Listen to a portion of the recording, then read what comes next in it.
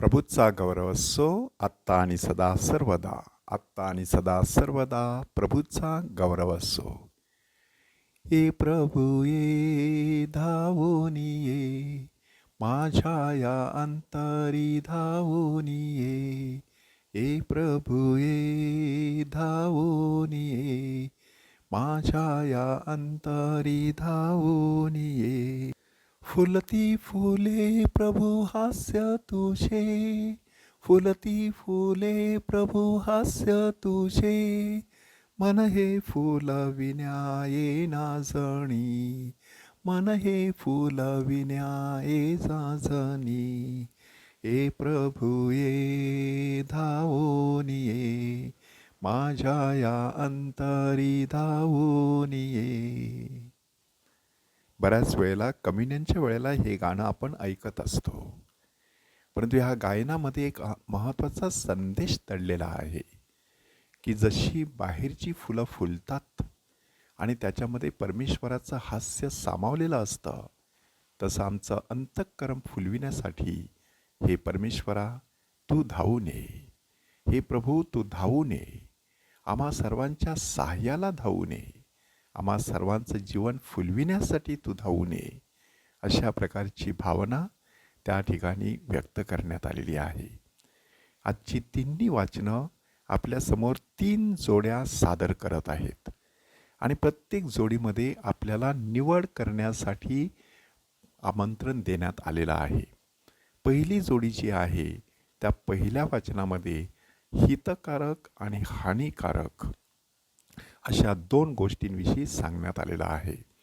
आणि विशेष करून आपण जर हितकारक गोष्टींची निवड करत राहिलो तर आपल्या जीवनामध्ये काय घडू शकतं ते आपल्याला सांगण्यात आलेलं आहे की तुम्ही जर माझ्या आज्ञांकडे लक्ष पुरवले तर किती छान झाले असते.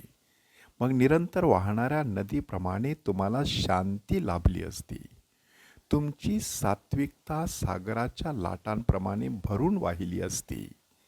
तुमचा वंश विस्तार वाळूसारखा विपुल झाला असता. तुमची संतती रेतीच्या कणांसारखी अगणित झाली असती. ह्याचा अर्थ असा आहे की माणसाने आपल्याला जे हितकारक आहे आणि जे हानिकारक आहे त्यांची योग्य वेळेला पारख करून निवड करणं गरजेचं आहे. प्रतिसाद स्तोत्रामध्ये दुसरी जोडी आपल्यासमोर सादर करण्यात आलेली आहे आणि ती दुसरी जोडी आहे सज्जन आणि दुर्जन.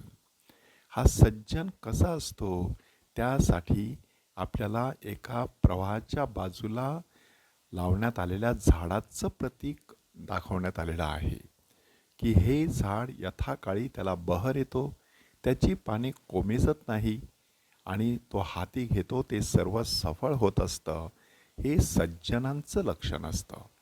दुर्जनांचं लक्षण कसं असतं, त्यासाठी वाऱ्याने उडून जाणाऱ्या भुसासारखा तो आहे असं सांगण्यात आलेलं आहे. भूस म्हणजे काय तर भातावरील दाणा काढल्यानंतर राहणारं टर्फल. हे टर्फल रिकामं असतं आणि हे टर्फल हलकं असतं, त्यामुळे ते वाऱ्याने उडून जात असतं. दुर्जन देखील रिकामे असतात आणि त्याचबरोबर चंचल असतात. एकाच जागी त्यांचा पाय कधी ठहरत नसतो. सज्जन मात्र परमेश्वराच्या मार्गाने जात असतात, परंतु दुर्जन विनाशाच्या मार्गाने जात असतात. म्हणून ह्या ठिकाणी निवड करण्यासाठी पाचारण करण्यात आलेलं आहे की नीतिमत्वाची आवड माणसाने धरावी. शुभवर्तमानामध्ये तिसरी जोडी आपल्यासमोर सादर करण्यात आलेली आहे आणि ती तिसरी जोडी आहे अनुकूल आणि प्रतिकूल. की प्रभू येशू ख्रिस्ताला म्हणा किंवा योहान बाप्तिस्ताला म्हणा, अनुकूल अशी प्रतिक्रिया लोकांनी दिली नाही. म्हणूनच येशू त्या पिढीची तुलना कोणाशी करतो? चव्हाट्यावर बसलेल्या मुलांबरोबर. की ही मुलं सांगतात, आम्ही बासरी वाजवली पण तुम्ही नाचला नाहीत, आम्ही विलाप गीत गायले तरी तुम्ही शोक केला नाही.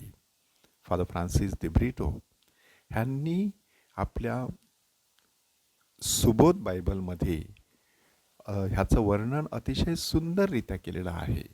त्यासाठी त्यांनी लोकगीते आणि शोकगीते असे शब्द वापरण्यात आलेले आहेत.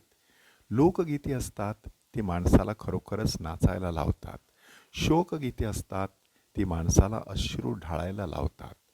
आणि मग येशू सांगतो की योहानाने उपवास केला तरी तुम्ही त्याला म्हणता त्याला भूत लागलेले आहे.